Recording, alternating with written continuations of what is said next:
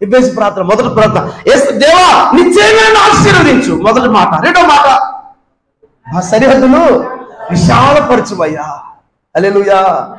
మీ సరిహద్దులు విశాలపరచాలా, మీ బిడ్డల సరిహద్దులు విశాలపరచాలా, మీకున్న ల్యాండ్ విశాలపరచాలా, మీకున్న భూమి విశాలపరచాలా, మీకున్న సమస్యల నుంచి విశాలపరచాలి ప్రభు. విశాలపరచు ప్రభు. మూడోది, నీ చెయ్యి నాకు తోడుగా ఉండ దయచేసి. హల్లెలూయా. ఏముండాలంట మనకి? ఎవరు చెయ్యి? రాజకీయ నాయకుడు చెయ్య? ఎవరు చెయ్యి? బంధువులు చెయ్య? బంధువులు చెయ్యి చూపిస్తారు, ఇస్తా రా రా రా దగ్గరికి రా, ఇస్తా ఇస్తా అంటారు. లేవు పోండి, రండి ఇస్తారండి అంటారు. లేవు అయిపోయిపోయి అంటారు. దేవుని హస్తం, దేవుని కరుణా హస్తం. హల్లెలూయా చెప్పండి. అయ్యా నీ హస్తంతో నన్ను దీవించయ్యా, నీ దయగల హస్తంతో నన్ను నా కుటుంబాన్ని దీవించయ్యా. హల్లెలూయా.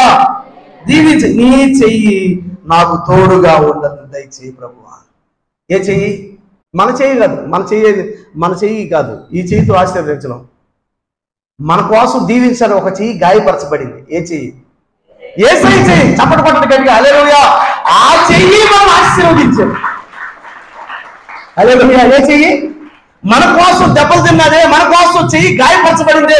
ఆ గాయపడిన హస్తం నీ దగ్గరికి వచ్చి నేను ఆశీర్వదిస్తాను. ఆ గాయపడిన హస్తం నీ దగ్గరికి వచ్చి నీ గాయాలను కడతది.